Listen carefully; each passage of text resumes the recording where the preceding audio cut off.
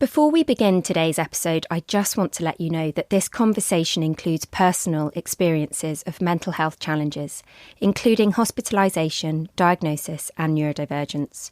We speak openly and honestly in the hope that it brings support and understanding. But if you're listening with younger ears around or you're in a vulnerable place yourself, please do take care. Now, let's get into the episode.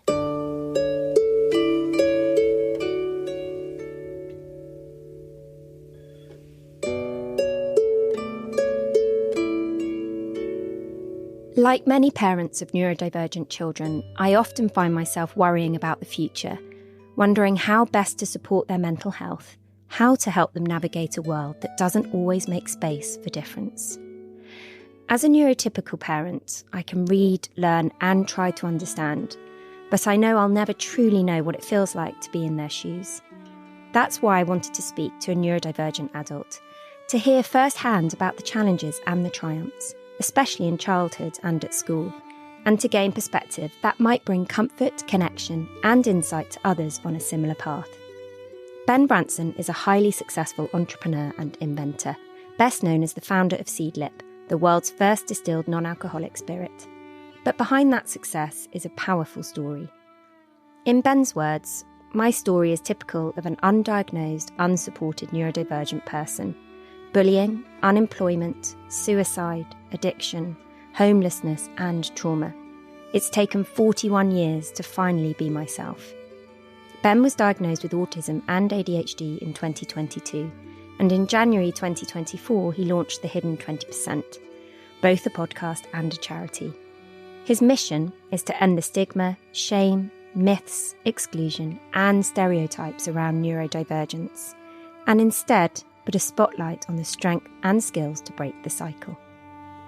In this episode, we explore what it's like growing up without the language or understanding to make sense of his neurodivergent mind, the story behind his podcast and the powerful impact it's had on his own self-discovery, the alarming statistics around bullying and exclusion faced by neurodivergent children in schools, and his relationship with his daughter and how receiving a diagnosis later in life has helped shape both of their journeys.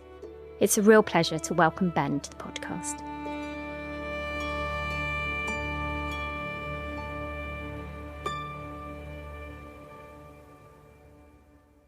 Welcome to the podcast, Ben. Thank you. I am so happy that you're here and that you're going to share your story and your experience and your incredible knowledge with us. I wonder, for the listeners, if we can just start from the beginning and you tell us a little bit about your story. Where to start? I guess I grew up having absolutely no idea that my brain was kind of different, or that I had no explanations for, I guess, why I felt the way I felt, or why I was doing things differently or behaving differently to what was considered sort of quote unquote the norm. And I'm going right back to, I saw my first psychologist when I was 8. And I've seen countless therapists, psychiatrists. I've been sectioned twice. I've been in and out of rehabs, hospitalized on lots of occasions. So I've seen loads of specialists, loads of people whose job it is, I guess, to try and understand kind of, why is this person behaving this way? Why is this person not happy? And never, ever, ever, not once did anyone say any of the words like autism, ADHD, neurodivergence. Never, nothing. And I'm now sort of diagnosed autistic and ADHD as of 2 years ago. And I don't look back and regret any, there's no sort of blame. I'm not angry about what's happened. Being assessed and getting the diagnosis does explain, like, I'm not dramatizing everything. It makes total sense. And I was really shocked by how little I knew about even things we maybe take for granted now, dyslexia, Tourette's. I'd never heard the word dyscalculia. I didn't know what dysgraphia meant. I didn't even know what dyspraxia was. and my knowledge of autism and ADHD, these things that the psychologist is telling me that I am, my views were so narrow. You know, it was literally like, well, ADHD is naughty little white boys, and definitely not adults. You know, it's definitely focused on little kids that can't sit still and are naughty at school and home. That was it. And then autism was weirdos, like maybe people who were really good at maths or like trains or airplanes. Never ever thinking about that from a gender perspective other than, well, it's boys and it's children. And so I knew nothing. And so sort of understanding that that was how my brain worked was both incredibly liberating, because I'd started to learn and do my research, I guess, and understand what these things were and get up to date with what's going on. But then I was also sort of shocked at how little we know, how dreadful the statistics are, and just the amount of, I guess, stigma and ignorance, and just felt absolutely compelled to want to do something about that. When I'm listening to you talk about this, I can't help but actually feel quite emotional, because having a child that I can see so clearly has a different brain, I just feel so sad that kids are being so misunderstood and the path that it leads them to. Yeah, and look, the 94% of autistic school children are bullied, and I am in that 94%. And my daughter River, who's 5, who was just diagnosed, well, actually, if you ask her, she's 5 3/4. She was just diagnosed before Christmas. And 2 things. Number one, I do not want her to be in that 94%. And number 2, if I hadn't been diagnosed, there was no way in hell I would have spotted any of her traits and any of her behaviours. Do you believe that then? Do you think that you... I mean, I'm interested by that, because I'm wondering, for you growing up, what was the narrative from your family around what was happening to you? What can you remember being said to you through your sort of challenges and difficulties? I think I was very fortunate that I could assimilate and learn behaviour and learn etiquette and manners. And I think if you asked people, they would have described me as confident and gregarious and gifted. I guess that's how I probably would have been described. And if you'd asked teachers at school throughout, they probably would have said, you know, that I was pretty naughty, but I was really good academically and really good on the sports field, and I was popular. And so sort of outside looking in, kind of everything seemed fine. But I didn't have a best friend. And that sounds really sort of who cares, or that doesn't matter. But I guess now with 3 kids, like everyone has a best friend, you know? But I didn't feel... I just sort of worried, I guess, of thinking, should I, do I, or I'm not really bothered. I quite like time on my own. I need time on my own. But I enjoyed being part of a team, and sport kept me at school. So yeah, but I look back and I'm just like, wow, I really was able to mask, and I was really able to ultimately see how I needed to behave and do that and conform in that sense. And I sort of 2 years ago, I guess, when I was diagnosed, was a big process of like taking the mask off. And I'm now happy to sit and talk to you and not make eye contact with you the whole time. But previously, if you'd met me 3 years ago, I'd have been knowing and thinking, my God, well, I've got to talk to you, so I've got to make eye contact, and that's really important, and that's how you behave. And if you don't make eye contact, that seems like you're not interested, and that's rude. And so it's all these little sheddings, I guess, of it taking 40 years to kind of finally be myself, and that be totally okay and not beat myself up about it. We only realized adults could be ADHD, I think, in 2008. We only realized you could be autistic. You were only allowed, quote unquote, to be autistic and ADHD and diagnosed with both 12 years ago. Yeah, it's crazy, isn't it? Right. And so we did, and I say we, I mean like the medical and psychiatric profession, believed that boys got to their 16th birthday and then magically ADHD disappeared. And that was it.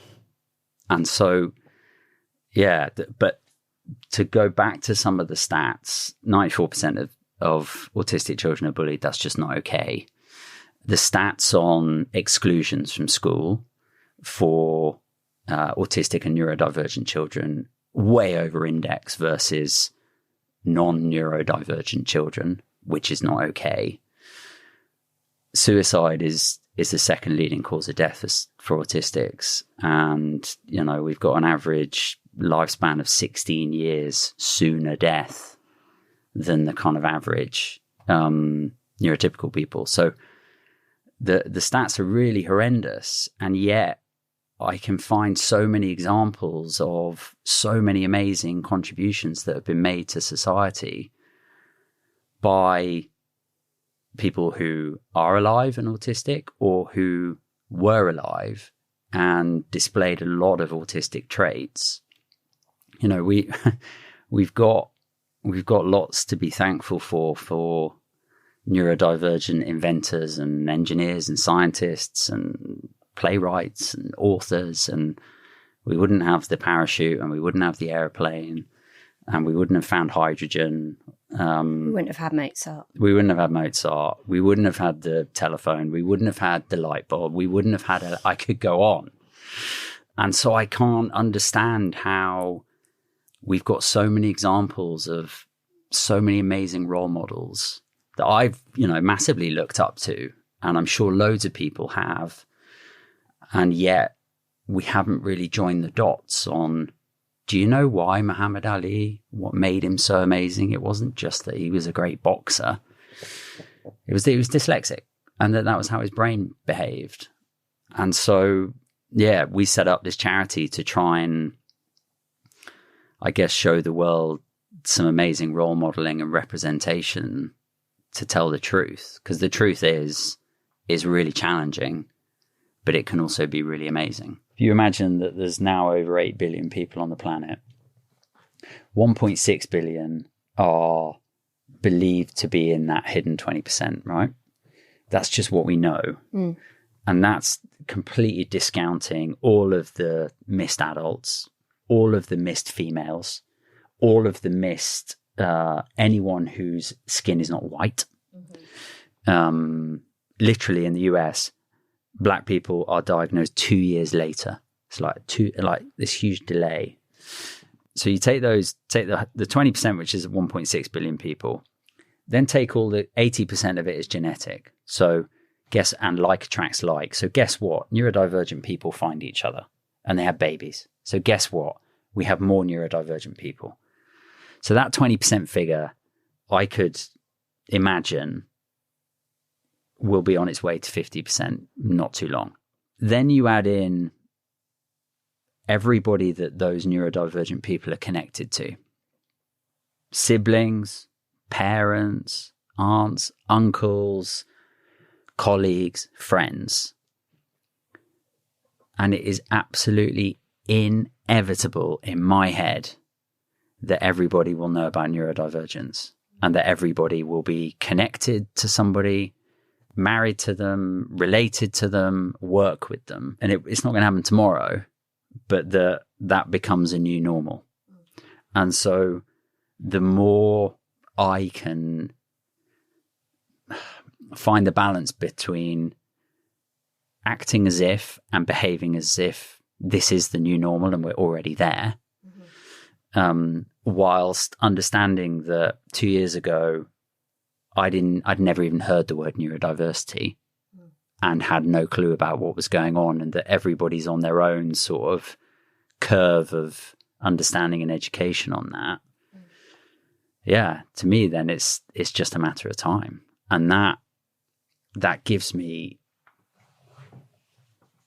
unbelievable comfort and strength. Ben, let's talk about the hidden 20% and the incredible work you're doing. So obviously it's a podcast which you host, and it's also a charity. Yeah.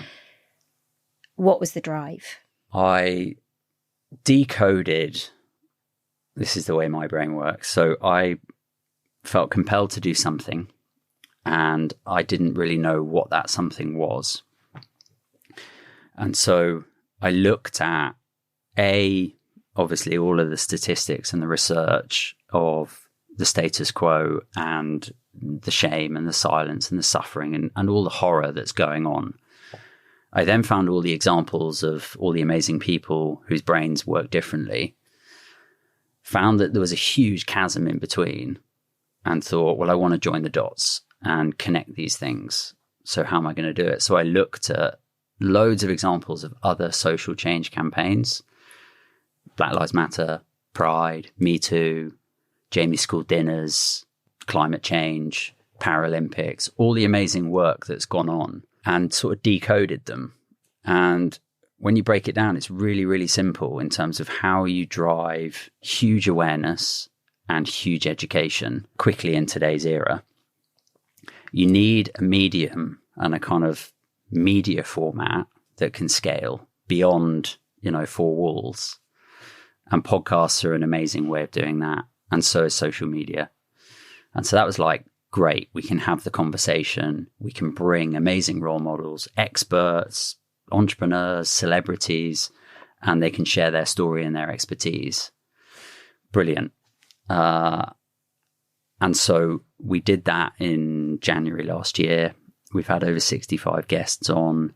We've had the world's leading professor of autism, world's leading experts on ADHD, Heston Blumenthal. We've had some amazing guests who've come and sort of generously shared their time. The response that we've had is so galvanizing. And there are so many people who are looking for really good information. They're looking for answers. They're looking for some guidance. They're looking to help themselves, their partner, their children, their colleague. There's hunger, isn't there? There is, to just, I think sort of, there's so much noise out there, especially on social media, around, neurodivergence and specifically around ADHD and autism. And there's a lot of rubbish. And so credibility is really important to us, that we want to be the most credible place, I guess, in which you can go and listen to the truth. And so, yeah, we've got big plans. Of course we have. And all I want to do is be able to close the charity. That's it. That's the only goal. I sit here as a neurotypical parent, and one of my biggest things that I want to learn, I'm not an expert, but the scale and the how vast neurodivergence takes us is so enormous. Yeah. But as I sit here, I have so many fears around a neurodivergent life and what that looks like. Yeah. And I don't understand the brain in the same way. I'm trying. Yeah. And I want to do everything I can. But there are moments where my nervous system is so on fire. And I'm trying to regulate myself to help my child regulate. Yep. Just bringing it back to kids. And you mentioned there that your daughter has recently been diagnosed. What's the language and the conversation you're having with her? Yeah. And how have you spoken to her about it? Yeah. So River Yeah, our 5-year-old, 5 and 3/4-year-old. Don't forget that. We're not adding days. No, we're not adding days. Not quite yet. Yeah, I spent the day with her yesterday, actually. And River she's absolutely wonderful. And she knows that she's autistic.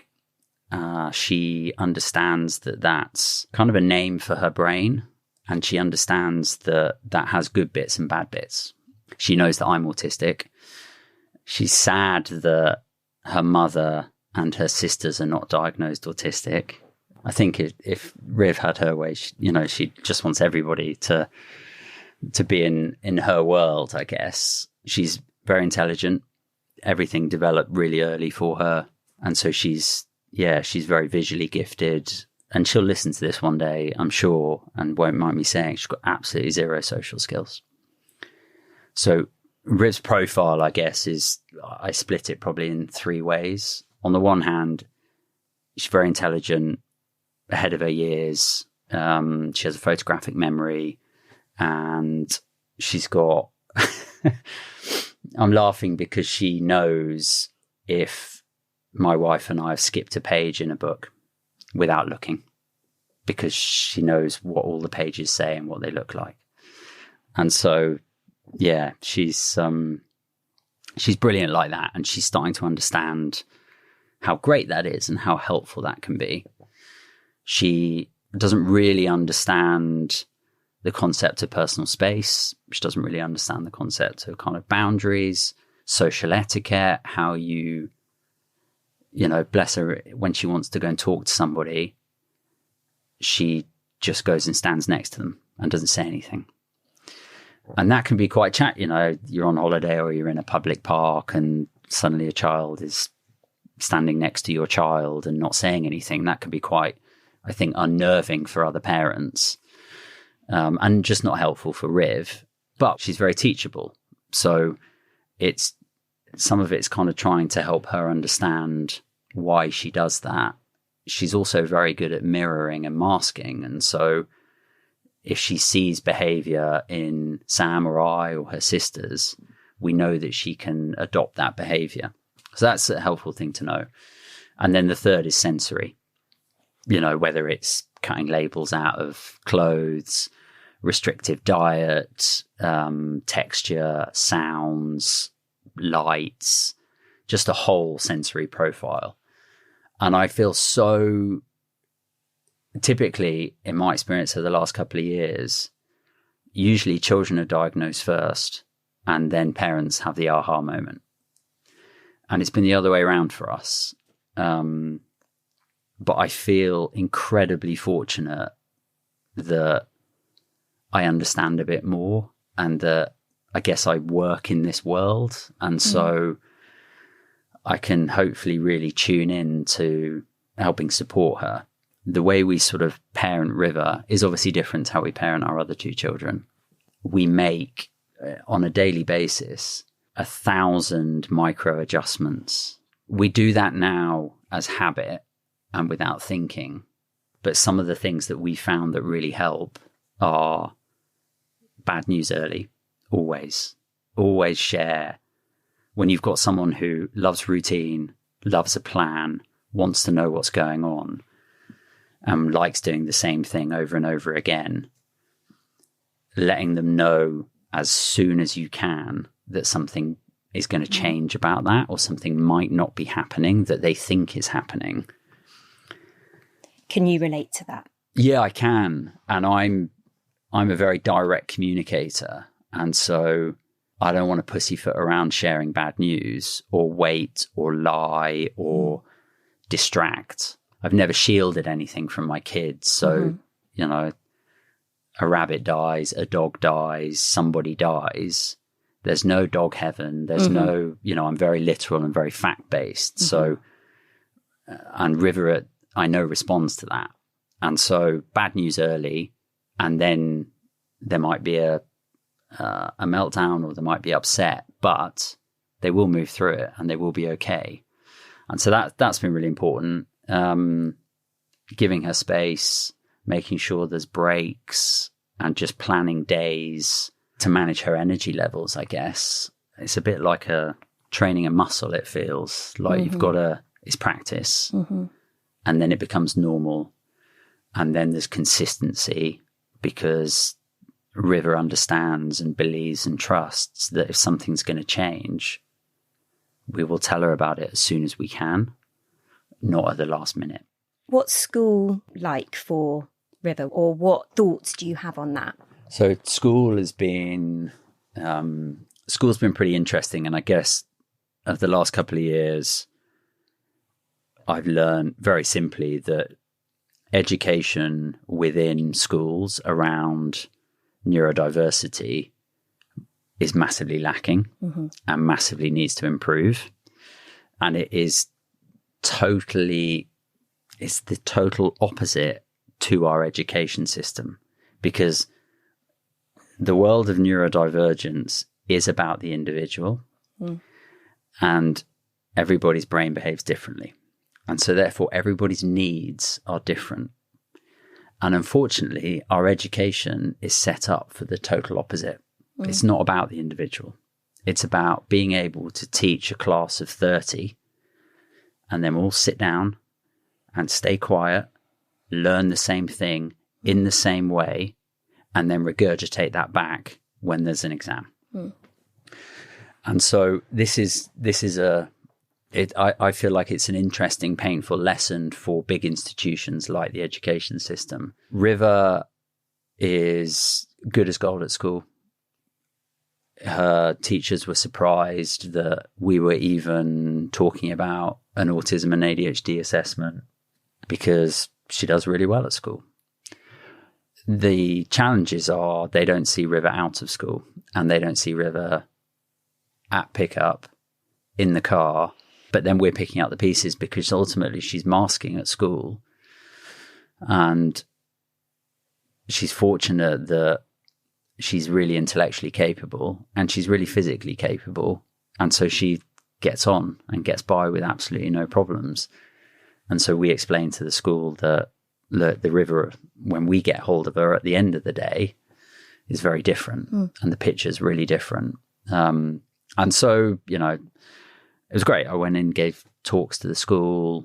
All the kids got green badges. Most of them wear them on their blazers. And yeah, we went and had another follow-up sort of conversation with the school. And so River's about to change schools. And amazingly, that school has a massive focus on neurodiversity. So I'm really excited about, what's going to happen there. You mentioned earlier, you know, both you and I are coming from a white privilege setting. Yep. We have been fortunate enough to have our children diagnosed without the waiting lists. Yep.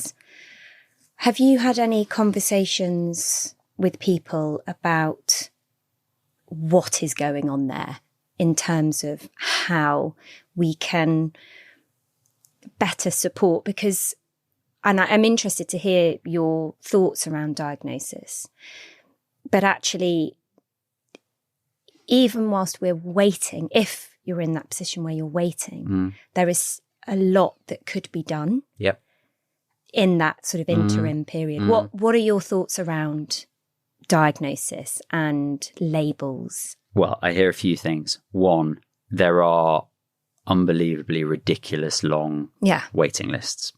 The highest waiting list numbers since records began for autism assessments through the NHS. This is not okay.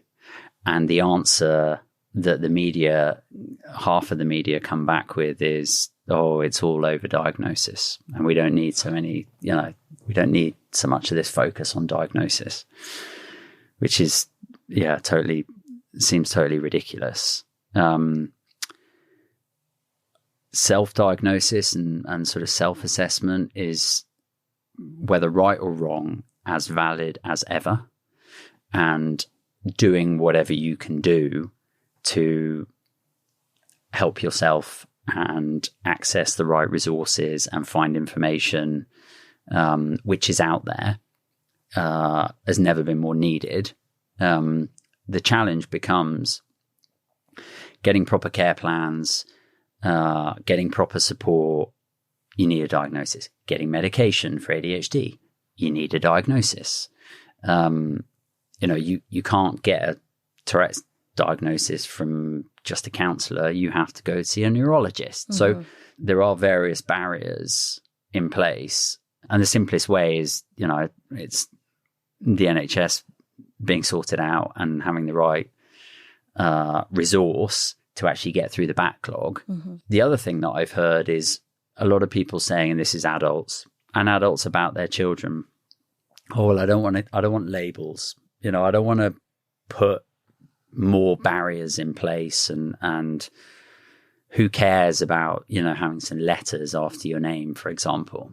And actually, a lot of people who've got diagnosed or got their children diagnosed have actually said it's as much for my partner, my children, my colleagues, as it is for me. Oh my goodness, Ben, the relief I felt when I received that, it was a shock, but it was such a relief, followed by, I felt so guilty.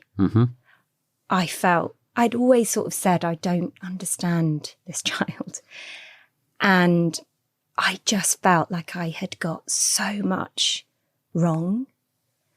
And so although there was this moment of like sheer relief, there was then a tornado of guilt. And so for me, diagnosis was so valuable. Yeah. And as you say, not just for the child, but it's almost a protection. It's for everywhere they go. Sure. And that is invaluable. Yeah, and you haven't done anything wrong, and it's not your fault. And you now don't need to keep beating yourself up because there's an explanation. It's not an excuse, but having an explanation, I think, is, if I don't know, I can't do anything about it. Yeah. Once I know, I then have a choice.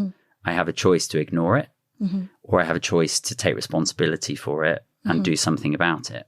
And so my own assessment, and then a psychologist saying, congratulations, Ben, you're autistic, was literally like being passed a set of keys. And it's like, thank you very much for the keys, because I didn't even, I've got loads of doors, but I haven't had any keys. Thank you. Now I can go away and do something about this and learn more and understand more and improve and all the rest of it. And so whether people choose to do anything with a diagnosis or not, I think having the understanding of, okay, this is how my brain works, or okay, this is how my child's brain works, or this is how my partner's brain works, I think allows us to have some understanding, an appropriate level of empathy, and being able to support. And yeah, we haven't had that previously. Yeah, I do feel, when we received our diagnosis, that we were kind of sent on our merry way, and with absolutely no understanding, but a bit of a kind of mama bear comes out, because suddenly they become so clear to you, and you realise the fight for them is about everybody else. Yeah. It's not them, and not me. It's everyone around us. And I guess why I also wanted to talk to you today is, one of my biggest fears is the challenges with mental health. You don't have to be an expert in autism or ADHD. You are an expert in your child.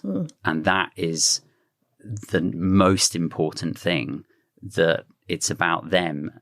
As soon as you understand that every single person on the planet has a different brain, there's no point in trying to learn everything about autism, because most of it won't even be relevant to you potentially.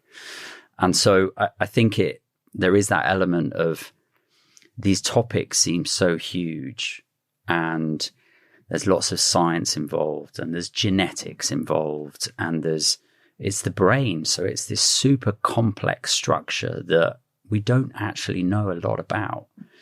But there's loads of research that's been done. There's loads of myths. There's loads of dreadful,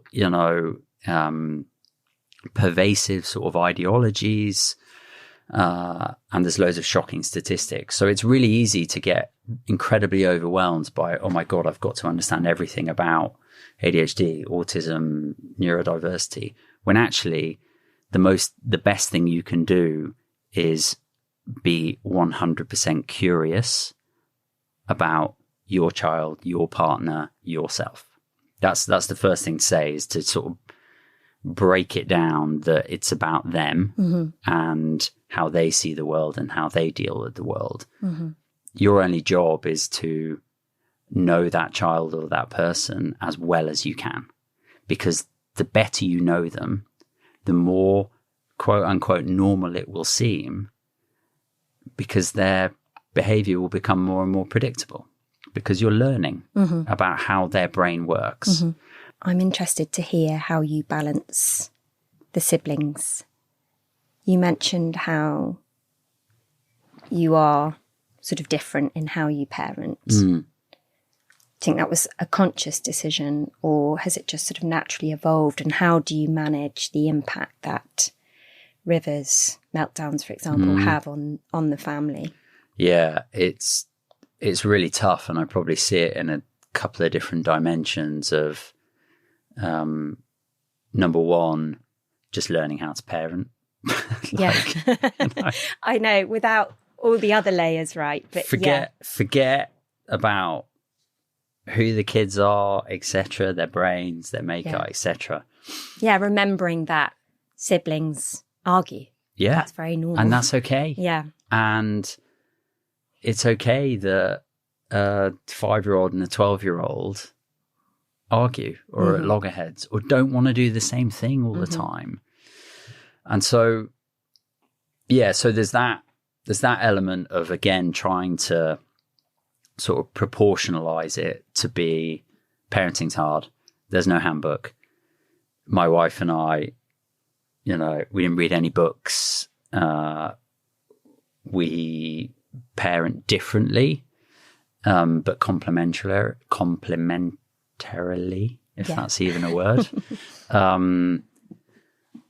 And then so parenting kind of based on the child's needs is an important one, and based on them as individuals, rather than trying to always parent for the family, I think is important to just tune into each child. That's certainly my approach. The second dimension is probably, well, how did I grow up and how was I parented and what did I like about that and what didn't I like about that? So that's sort of probably another dimension. And then the third dimension is, well, we have 3 girls. They're all different. One of them has been assessed. They could all be neurodivergent. I don't know. And that's okay. And so I think the best thing that I can do is help them understand that everybody's different.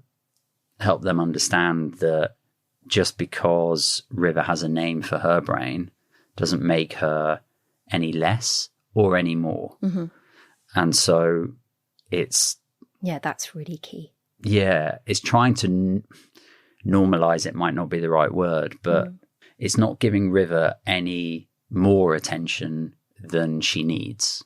It's not pandering to River. It's not, and this is something I have to always watch, not being overprotective of River.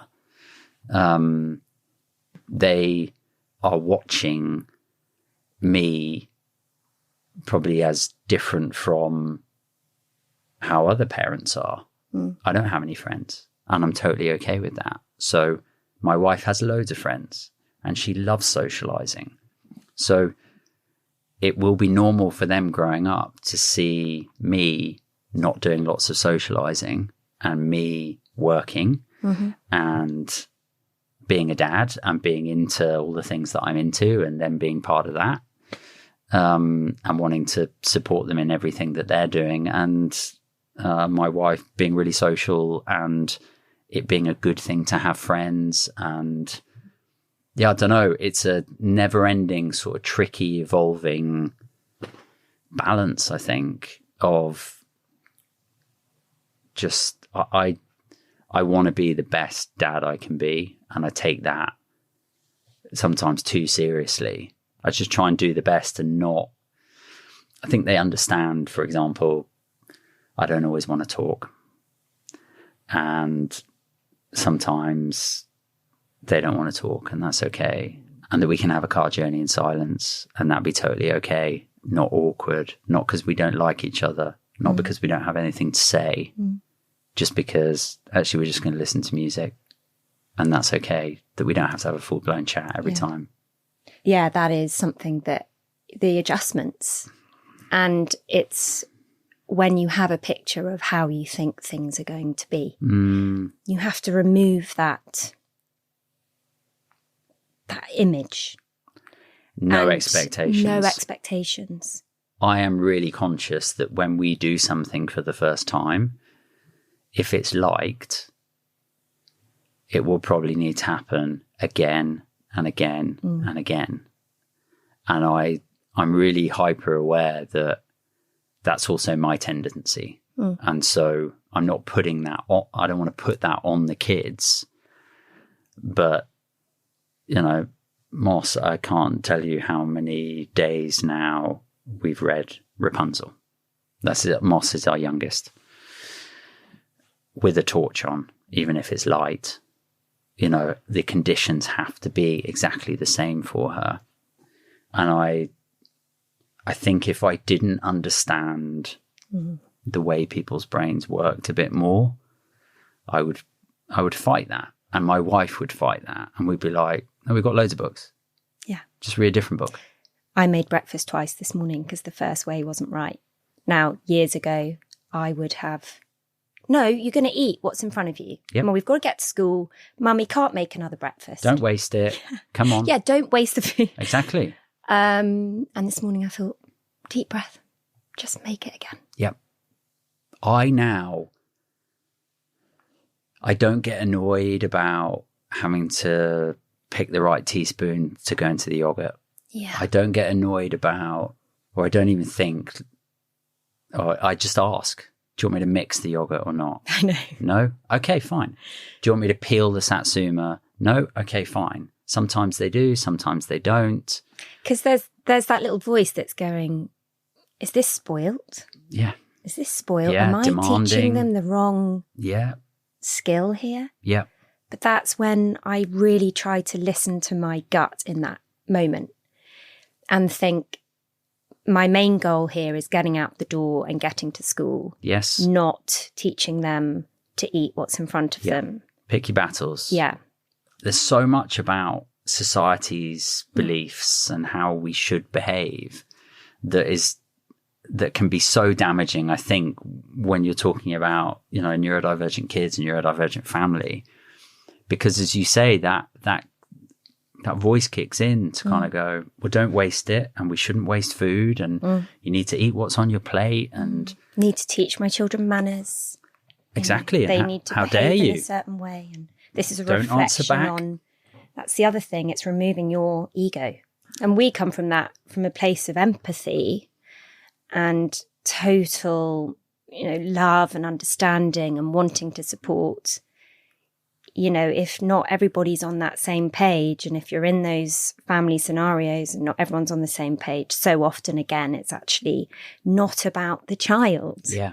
And actually, this should be about the child that is, you know, trying to cope with what is expected of them. Yep. It's not about ourselves. No, I'm really glad that I know what's going to throw my daughters. I know, or I'm really getting acutely aware.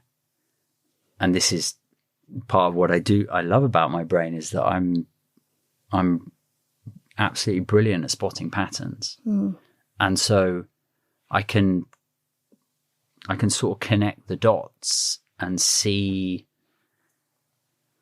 almost sort of predict what might happen and how to make it not happen.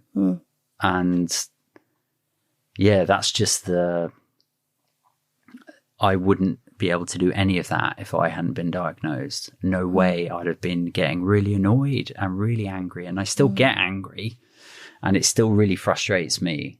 And I get worried and I'm very scared, or I'm concerned. I'm not scared. I'm probably more concerned about my children's future. But I also know, as you're doing, that I am doing everything that I can to not put my head in the sand. And I can see the changes that are happening. And I can see that, one of the best things about neurodivergent people is they've got an incredibly strong sense of moral justice. And so when things are not okay, they will stand up and speak out and not be quiet. And that can be incredibly powerful when you're trying to sort of mobilize a community and make change, because there's a lot of people that will do anything possible to ensure that, I guess, the cycle is broken, and that for our children's generation, the world's going to be a bit different, it's sort of going to have to be a bit different. I think that's the real sort of nub of it, is that there's going to be too much awareness and too much understanding. And that's what we've got to keep doing. Yeah. Keep educating, keep raising awareness, keep having these conversations. Because then it can't, the mirror gets kind of held up and the adjustments have to be made. And these do fly in the face of big institutions. And that's everything from, the prison system to the education system to government to the health system. These are huge institutions that have been able to be huge because of conformity and uniformity. And that's what industrialization brought to the world, where we can effectively manufacture things at scale and do things at scale for a society and a big body of people. But unfortunately that now maybe isn't going to serve us well going forwards, when you've got loads of people who are like, but hold on a minute, I don't learn like that. I don't process information like that. I can't do it like that. That, and then I guess finding out that actually people whose brains behave differently can actually contribute a lot. And in a world as it is now, we probably need some different thinkers and some different ideas, but we have to allow, or we have to create an environment in which they can thrive. I've taken so much away from our conversation, Ben, and I could just carry on talking to you. And I am very grateful to you giving me a perspective of normalizing. Yeah. And that's been really, really helpful. Just one last question before we finish. I would love to know what your ambitions are for the future of our neurodivergent kids. I don't want to see my kids in the statistics. That's it. And I want to close the charity. They're my only two goals. Thank you, Ben. Thank you. That's it for this episode of Let's Talk Neurodivergent Kids. If you found this helpful, please subscribe, leave a review, and share it with someone who might benefit too. You can always get in touch with me on email, that's hello@letstalkndkids.com, or on Instagram @letstalkndkids. I'd really love to hear from you. Thanks for listening, and I'll catch you next time on Let's Talk Neurodivergent Kids.